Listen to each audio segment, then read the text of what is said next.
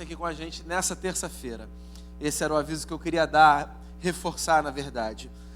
Vamos para o texto, Evangelho segundo Mateus, capítulo 6, a partir do verso 25. Diz assim a palavra: Portanto eu lhes digo, não se preocupem com a sua própria vida quanto ao que comer ou beber, nem com seu próprio corpo quanto ao que vestir. Não é a vida mais importante que a comida e o corpo mais importante que a roupa? Observem as aves do céu, não semeiam, nem colhem, nem armazenam em celeiros. Contudo, o Pai Celeste as alimenta. Não têm vocês muito mais valor do que elas? Quem de vocês, por mais que se preocupe, pode acrescentar uma hora que seja a sua vida? Por que vocês se preocupam com roupas? Vejam como crescem os lírios do campo, eles não trabalham nem tecem. Contudo, eu lhes digo que nem Salomão, em todo o seu esplendor, vestiu-se como um deles. Se Deus veste assim a erva do campo, que hoje existe e amanhã é lançada ao fogo, não vestirá muito mais a vocês, homens de pequena fé? Portanto, não se preocupem dizendo o que vamos comer, ou o que vamos beber, ou o que vamos vestir, pois os pagãos é que correm atrás destas coisas. Mas o Pai Celestial sabe que vocês precisam delas.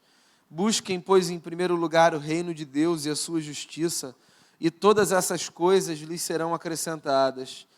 Portanto, não se preocupem com o amanhã, pois o amanhã trará as suas próprias preocupações. Basta a cada dia o seu próprio mal. Palavras de Jesus de Nazaré, nosso Senhor. Você sabe que estimam-se que no mundo hoje 264 milhões de pessoas sofram de ansiedade. E eu não estou falando da ansiedade enquanto esse fenômeno que a gente simplesmente aponta, olha para o fulano um pouco mais inquieto e diz assim: você é ansioso, cara. O que eu estou dizendo é que aproximadamente 264 milhões de pessoas no mundo recebem um diagnóstico de algum transtorno relacionado ao espectro da ansiedade. No mundo, veja só, nós brasileiros somos os campeões de um campeonato que não é muito legal participar, vamos combinar, né? 9,3% da população brasileira sofre de ansiedade diagnosticada. Ou seja, é muito fácil que ao falar sobre um assunto como esse, eu esteja falando de um mal que te toca diretamente ou indiretamente. Porque se você não é diagnosticadamente uma pessoa ansiosa, é muito provável que você conviva com uma ou mais pessoas que sofrem desse mal. É um mal que nos assola a todos, considerado por alguns como o mal do século. E é curioso pensar que há cerca de 2000 anos, Jesus de Nazaré, o nosso Senhor, de alguma forma falou sobre esse problema. Não, obviamente, do ponto de vista científico. Seria um anacronismo dizer que Jesus falou sobre ansiedade como a gente pensa na ansiedade hoje. Mas me parece que Jesus, um observador da vida que era, percebeu nos seus amigos e nas multidões que o seguiam alguns comportamentos de inquietude. E Jesus resolveu tratar desse tema numa das mensagens mais emblemáticas que a gente tem conhecimento de Jesus ter pregado, que é uma mensagem conhecida como Sermão do Monte ou Sermão da Montanha. Então, se você não está muito familiarizado com o texto sagrado, no Evangelho segundo Mateus, do capítulo 5, até o capítulo 7, você tem um compilado de textos que formam o Sermão da Montanha, que foi uma mensagem que Jesus pregou do alto de um monte, daí o nome Sermão da Montanha, quando ele tinha os seus discípulos aos seus pés e uma multidão que o seguia. Jesus se assentou e começou a ensinar as multidões. E Mateus apresenta para a gente esse texto todo compilado. Lucas, outro evangelista, espalha pedaços dessa mensagem no seu livro. Fato é que Jesus, em algum momento, se reuniu com seus amigos e começou a ensinar para eles sobre a vida. E das muitas coisas que Jesus falou do problema da ansiedade, que é um problema que nos toca. E eu queria que a gente pensasse um pouco nisso hoje. Porque, como eu mencionei hoje de manhã, esse período de fim de ano, mesmo que de forma muito simbólica, ele acaba provocando na gente uma certa angústia, e uma certa expectativa e sensações distintas. Quando a gente para e olha para trás e a gente vê, por exemplo, a gente não conseguiu cumprir tudo que a gente planejou na nossa lista. Ficaram algumas pendências. Ou quando a gente olha para frente e a gente pensa coisas do tipo, e como é que vai ser? O cenário não está tão legal, as coisas estão meio instáveis. O ano de 2019 talvez não tenha sido o melhor para você. Como é que vai ser o ano de 2020? Perguntas dessa natureza, que dizem respeito à vida, assolam a nossa mente e o nosso coração, certo? E eu acho que esse texto, meus amigos e amigas, é um texto muito apropriado para a gente preparar o coração para essa virada de ano. Como é que a gente pode aprender de Jesus de Nazaré, um homem simples, mas cheio de sabedoria, a lidar com as preocupações da vida, que nos são comuns a todos. A sua história é a sua história, diferente da minha. Existem particularidades que dizem respeito à sua jornada. E existem particularidades que dizem respeito à minha jornada. Mas também é verdade que todos nós podemos desenhar um solo comum sobre o qual todos nós caminhamos, de tal forma que um texto como esse pode falar de forma muito profunda ao seu coração e ao meu coração, ainda que nós estejamos vivendo momentos diferentes da vida. Então Jesus começa com uma provocação que, com todo respeito ao mestre, parece não fazer muito sentido, porque ele começa dizendo assim, não se preocupem com o amanhã. E aí eu pergunto a você, quem é a pessoa que não se preocupa com o amanhã? Como é que a gente consegue viver, diz aí, de verdade, sem cultivar preocupações com relação ao futuro? A nossa relação com o tempo é uma relação bem curiosa. A gente tem o presente, que de fato é o único tempo que a gente tem. A gente tem um tempo que passou, que a gente chama de passado, ao qual a gente está preso muitas vezes. E a gente tem esse tempo ilusório, que só existe enquanto projeção, porque ninguém tem controle sobre a história, para dizer que esse tempo vai chegar, que a gente chama de futuro. Em tese, a vida é essa experiência que a gente vive no presente. Em tese é isso. E o passado é o que a gente tem de registro, e o futuro é o que a gente tem de expectativa. Então, em tese, a jornada deveria ser assim. A gente vive o agora, empurrado pelo passado, pelo que há de melhor e de pior, porque a gente não consegue se desvencilhar da história, e puxado pelo futuro, que tem a ver com os nossos sonhos, com os nossos projetos, com os nossos desejos, com as nossas expectativas. Esse é o em tese. Essa é a teoria.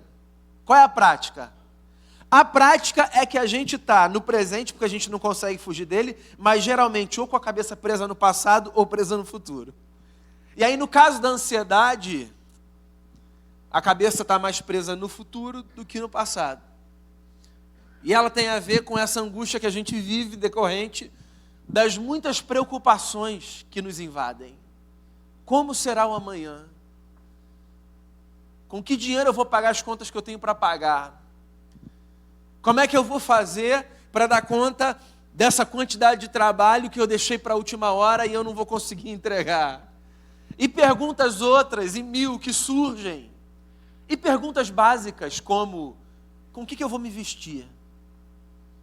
O que eu vou comer? O que eu vou ter para beber? Jesus olha para aquela gente que sofria, porque se lembre de um negócio, os discípulos de Jesus não faziam parte, na sua maioria, de uma camada privilegiada da sociedade. Os discípulos de Jesus faziam parte das camadas mais baixas da sociedade. O que significa que aquela gente era, possivelmente, gente que se perguntava, e aí, qual vai ser o almoço amanhã? Vai ter almoço amanhã? Entre os ouvintes de Jesus, havia gente que possivelmente se perguntaria se teria roupa para o outro dia.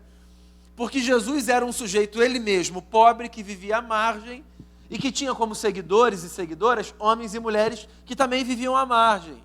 E pessoas que vivem à margem fazem perguntas que nós não necessariamente fazemos. Não andem ansiosos ou não se preocupem com o que comer, com o que beber ou com o que vestir, diz o mestre. Lembrem-se, ele diz, que Deus conhece vocês e que Deus cuida de vocês.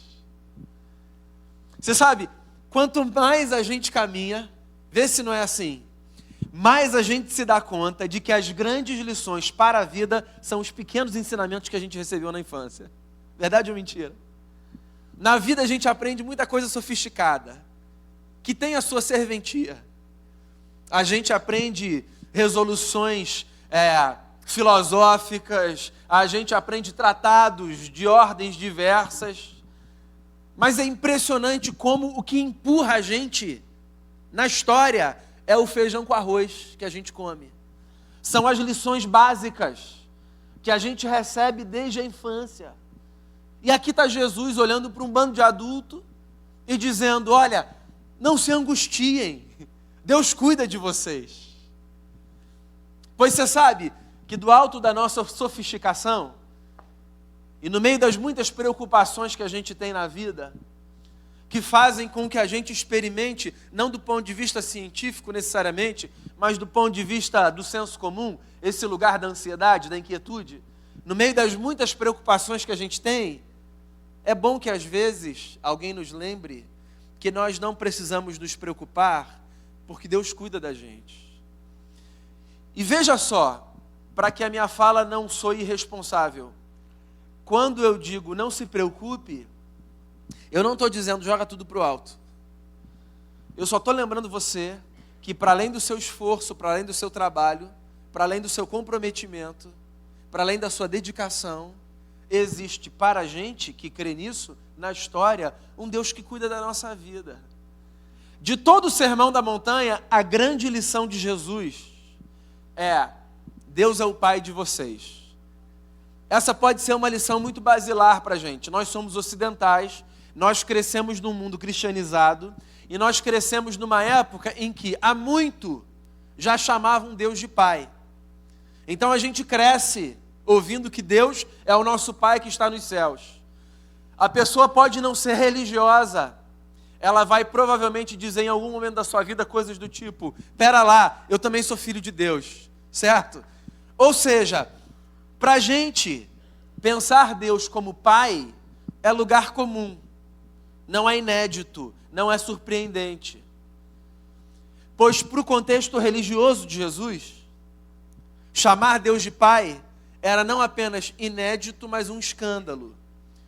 Jesus era um judeu, e para os judeus só havia uma forma de você conceber a paternidade divina: Deus como Pai de todos. Deus é Pai da nação de Israel. Jesus chega no cenário religioso e diz assim: Deus é não apenas Pai de todos, mas é também nosso Pai individualmente. Ou seja, Jesus desconstrói a ideia de uma paternidade coletiva e distante e traz para o lugar dela a compreensão de uma paternidade individual e próxima. Então o que Jesus está dizendo é o seguinte: se nós temos na vida um Deus que é nosso Pai, então nós podemos regular o nível de preocupação que nós temos. Porque se Ele é nosso Pai e nós sabemos o que significa ser um pai, então Ele vai dar conta da nossa história. Eu me lembro de uma tirinha do Calvin e do Haroldo, e eu sou fascinado com aquelas tirinhas, sabe? Do Calvin, Haroldo, Charlie Brown, Mafalda. Acho que elas têm umas profundidades filosóficas assim, despretensiosas, sensacionais. Tem uma tirinha que o Calvin e o Haroldo veem um bichinho morto, morrendo, e aí um diz assim para o outro, o Haroldo diz para o Calvin: e agora? O que a gente vai fazer? E aí o Calvin diz assim: vamos lá que eu vou chamar a minha mãe. Aí o Haroldo responde: mas será que sua mãe vai saber fazer alguma coisa? E aí a resposta do Calvin é assim: claro, não deixam você ser mãe se você não souber fazer tudo. Substitui mãe por pai. Porque para a cultura de Jesus não se falava tanto em mãe. Era uma cultura paternalista, machista. o apreço que a gente tem hoje pela ideia da maternidade, que é devido de fato, os judeus tinham pela ideia da paternidade, que não precisa entrar em disputa aqui. Mãe e pai, Deus é nossa mãe / pai. Vai. Pois então, quando Jesus diz assim, não se preocupem, os pagãos é que se preocupam com essas coisas. Deus é o pai de vocês. O que ele está dizendo é, fiquem tranquilos. Deus, o pai de vocês, dá conta das coisas. E vocês sabem, amigos e amigas, às vezes, na vida, a gente só precisa ser lembrado disso. Deus dá conta. Nos meus momentos de angústia, eu gosto muito de me lembrar do fato de que tudo aquilo que escapa por entre os meus dedos, de alguma forma, para nas mãos do Deus que se apresenta para mim como um pai e que cuida da minha vida. Pois então, eu queria dizer isso a você nessa noite, no último domingo desse ano. Você não precisa cultivar no coração essa ansiedade que faz com que você não viva o presente, às vezes preso nos medos do passado e assombrado pelas muitas possibilidades do futuro. Porque Deus, meu amigo e minha amiga, é o seu pai. Eu tenho um amigo que diz que muitas vezes quando nós evangelizamos as pessoas, nós fazemos de forma errada. Porque segundo ele, a gente geralmente olha para as pessoas e diz assim, vem cá, você não quer aceitar Jesus? Você pode se tornar um filho de Deus. E ele diz assim, não, na verdade, o que a gente tem de dizer é outra coisa. A gente não tem de dizer para as pessoas que elas podem se tornar filhas de Deus. A gente tem que dar a notícia para as pessoas de que talvez elas não saibam, mas elas têm um pai. Porque Deus é o nosso pai, que se apresenta assim. E que por causa de Jesus abre espaço no coração dessa família para todo novo filho e toda nova filha. Para que esse novo filho e essa nova filha possam viver uma vida diferente. Que não tem a ver, meus irmãos e irmãs, com um tipo de vida que nos coloca acima das outras pessoas. Só tem a ver com um tipo de vida que nos faz acreditar que nesse mundo louco de disputas mil, onde nós matamos leões por dia para sobreviver, existe um Deus que é nosso Pai e que cuida da gente. Às vezes, a gente não consegue perceber isso. E é por isso que Jesus olha para aquela gente e diz assim, vocês já viram as aves nos céus? Como elas voam, sem nem se dar conta de que Deus, o Criador, cuida delas? Vocês já viram as flores do campo? A beleza delas, maior, disse Jesus, do que a roupa mais bonita de Salomão, o grande rei de Israel? Pois então, se Deus cuida assim dos pássaros dos céus, e se Deus cuida assim das flores do campo, por que Ele não cuidaria assim de mim e de você? A verdade é que às vezes a gente precisa olhar para o lado, para cima e para fora, para a gente conseguir perceber o cuidado de Deus do lado de dentro. A verdade é que o mundo às vezes é um grande espelho, que possibilita que a gente veja o que está acontecendo do lado de cá. Então, vê se não é assim. Inevitavelmente, a nossa história ela é construída de forma comparativa. Nós olhamos para o que temos, olhamos para os que têm mais e às vezes falamos, poxa, eu queria tanto ter. Olhamos para os que têm menos e falamos o quê? Puxa, eu tenho tanto. A gente se compara e a gente vai regulando a nossa história dessa forma. Pois então, Jesus, de alguma forma, ensina a gente a usar essa visão comparativa da vida, não para a gente entrar numa disputa com o próximo, mas para a gente perceber como Deus está cuidando da gente. E Ele sempre cuida. Ele cuida do outro, Ele cuida de mim. Ele cuida de mim ao cuidar do outro. Quando eu vejo Deus cuidando dos meus filhos, o que eu digo é obrigado, Senhor, pelo cuidado que o Senhor tem para com a minha vida. Quando eu vejo os meus amigos e amigas, quando eu vejo a minha mulher, quando eu vejo os meus pais, os meus irmãos e irmãs, quando eu vejo Deus cuidando da minha igreja, eu olho e digo, obrigado, Senhor, pelo que o Senhor está fazendo na minha vida. Porque o que Deus faz na vida do outro, Deus faz na sua. E às vezes a gente só precisa olhar para o lado para ver o que Deus está fazendo. Porque quer você perceba, quer não, Deus está fazendo muitas coisas. Deus nunca deixou de dar testemunho de si. E eu não estou chamando a sua atenção para as coisas grandiosas que Deus faz. Eu estou chamando a sua atenção para o fato de que nos detalhes da vida e nas coisas pequenas, a gente pode perceber os grandes feitos do eterno na nossa história. E a gente pode acalmar o coração. E a gente pode dizer, obrigado, Senhor, o Senhor está cuidando de mim. Quando alguém para do seu lado e te dá uma palavra de sabedoria, quando alguém acorda do seu lado e te dá bom dia, quando você volta da padaria com um pão quentinho para comer, quando você tem um casaco para botar, quando o frio sopra, ou uma bermuda para ir para a praia no calor, quando você olha para o lado e você vê amigos, quando você trabalha, recebe o seu salário, quando você experimenta o que da vida a gente experimenta, tudo isso, meu amigo e minha amiga, são demonstrações do cuidado do eterno na nossa história. De tal forma que nós não precisamos permitir que a ansiedade atropele a nossa mente e o nosso coração. Porque Deus cuida da gente e vai cuidar da gente até o fim. Pois então, o ano está acabando. E é fácil a gente fazer análise olhando para trás. Mas e o que vem pela frente? Como é que vai ser? E aí? No seu trabalho, 2020 vai ser melhor ou vai ser pior? Na sua família, as notícias que virão serão melhores ou serão piores? Na sua cidade, o cenário, o que vai acontecer? Nós não somos de uma gente que joga o jogo do contente e finge que nada está acontecendo e acha que o mundo é um grande parque da Disney e vive de forma alienada. Nós reconhecemos as durezas da vida. É por isso que as preocupações invadem a nossa mente. No entanto, nós guardamos no coração a confiança em Jesus. O Jesus que diz, Deus cuida de vocês. Portanto, diz o mestre, não se preocupem dizendo o que comeremos, o que beberemos, ou com o que nos vestiremos.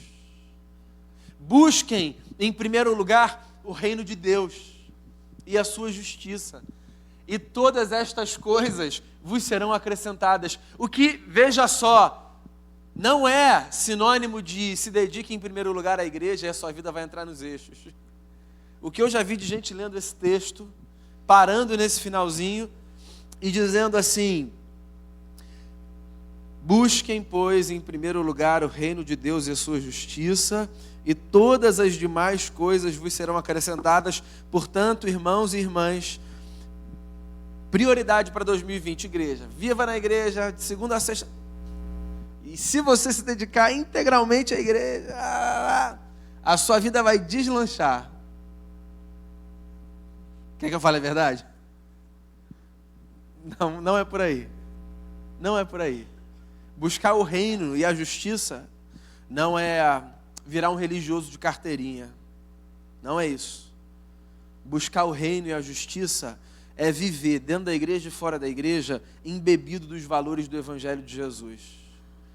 E está no seu trabalho, está na sua casa, está com seus amigos, está aqui na igreja, está pelas ruas da cidade ou em qualquer lugar, pensando, como é que eu posso ser aqui nesse lugar, alguém que vive os valores do Evangelho de Jesus e desfruta do cuidado de Jesus. É isso. E aí o que Jesus está dizendo é que quando a gente busca o reino e a justiça, quando a gente vive assim, a gente percebe um negócio que quando a gente está com outra perspectiva, a gente não percebe. E que negócio é esse? A gente percebe Deus cuidando da gente. E aí a vida ganha outro sabor e outra beleza. Pois então, busque o reino e a sua justiça. Organize a sua vida a partir de Deus, convidando-o para todas as demais áreas da sua existência. Chama Deus para a sua forma de conceber trabalho. Chama Deus para a sua maneira de encarar relacionamento. Chama Deus para a sua forma de pensar a cidadania. Chama Deus para onde você for quando você sair da igreja. E Ele cuida de você. E Ele cuida de mim. E surpreendentemente, não que isso seja um encorajamento, mesmo quando você se esquecer de Deus, Ele vai continuar cuidando de você. Porque Deus é assim. Ele cuida da gente. E eu acho que essa é a maior notícia que a gente tem para receber e para passar. Então, mantenha o seu coração pacificado. Deus, o nosso Pai, cuida da gente. Viva cada dia de uma vez. Porque, como disse o Mestre, basta a cada dia o seu mal. Descanse nos braços do Eterno. Porque alguém nos ensinou em algum momento na história que aquele que criou todas as coisas é o nosso Pai. E a gente cantou, eu me lembro disso. Ainda há pouco, meia hora, no máximo. Se eu passar pelo vale, acharei descanso em teu amor. Pois eu sei que és aquele que me guarda. Que Deus cuide de você. Eu queria chamar você para oração nesse momento. Queria chamar meus irmãos de volta aqui à frente. Se a gente puder repetir essa canção de forma bem suave. Eu queria ter a alegria de orar com vocês, irmãos e irmãs. Esse que é o nosso último domingo de 2019. Numa cidade tão insegura quanto a nossa. Num cenário, às vezes, tão desanimador em alguns aspectos. Dizer, seguro estou nos braços daquele que nunca me deixou, é uma grande ousadia. No mundo em que as doenças atropelam a nossa vida, em que as dificuldades se impõem, a gente dizer, se eu passar pelo vale, eu acharei descanso em teu amor, é uma grande ousadia. Pois nós somos pessoas ousadas. E eu queria que a gente orasse, reafirmando a nossa confiança em Jesus. Enquanto você ouvir essa canção, se você desejar sair do seu lugar e vir aqui à frente, eu vou ter a alegria de orar com você e por você. Seguro estou nos braços